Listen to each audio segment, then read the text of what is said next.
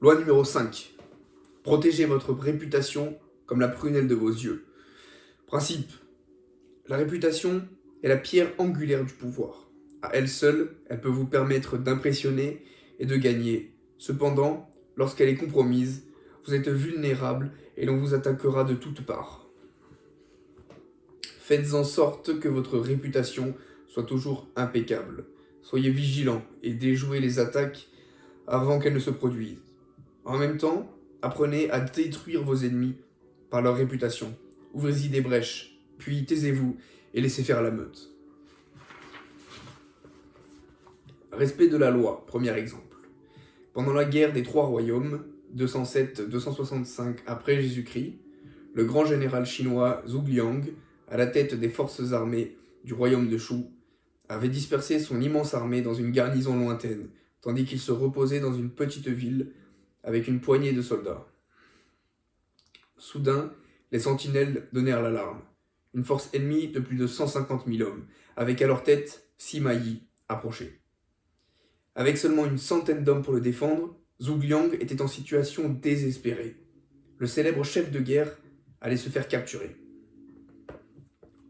Sans se lamenter sur son sort, ni perdre son temps à imaginer comment il avait été surpris, Zhuge Liang ordonna à ses troupes de baisser leurs drapeaux, d'ouvrir tout grand les portes de la cité et de se dissimuler. Lui-même s'installa sur un siège sur la partie la plus visible des murs de la cité, en tenue taoïste.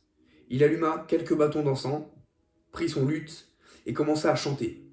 Quelques minutes plus tard, il vit approcher l'immense armée ennemie, des soldats à perte de vue.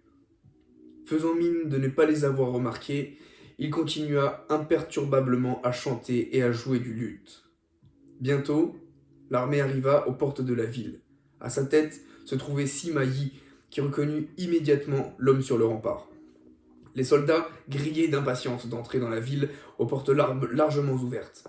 Sima Yi hésita, les retint et observa Zhuge Liang toujours juché sur son perchoir. Puis, il ordonna une retraite immédiate et précipitée. Interprétation. Zhuge Liang était surnommé le dragon endormi. Ses prouesses lors de la guerre des Trois Royaumes sont légendaires. Un jour, un homme prétendant être un lieutenant ennemi en fuite vint à son camp, lui offrant son aide comme informateur. Zhuge Liang flaira immédiatement le piège. C'était un faux déserteur qu'il fallait décapiter.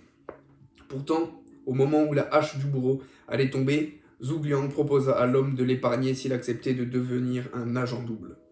Reconnaissant et terrifié, l'homme accepta. Il se mit à fournir de fausses informations à l'ennemi. Zhuge Liang gagna bataille sur bataille.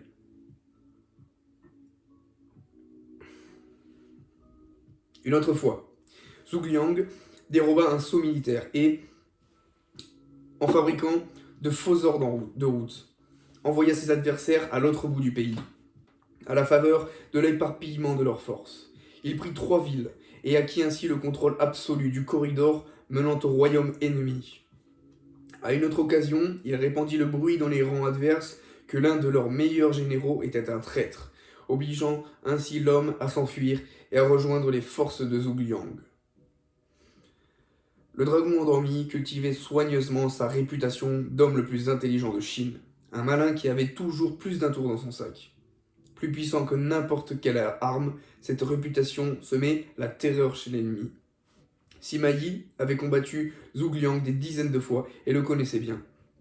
Quand il arriva dans la ville désertée, voyant Zhuge Liang en prière sur le rempart, il fut stupéfait. La tenue taoïste, les chants, l'encens, tout cela ressemblait à une provocation.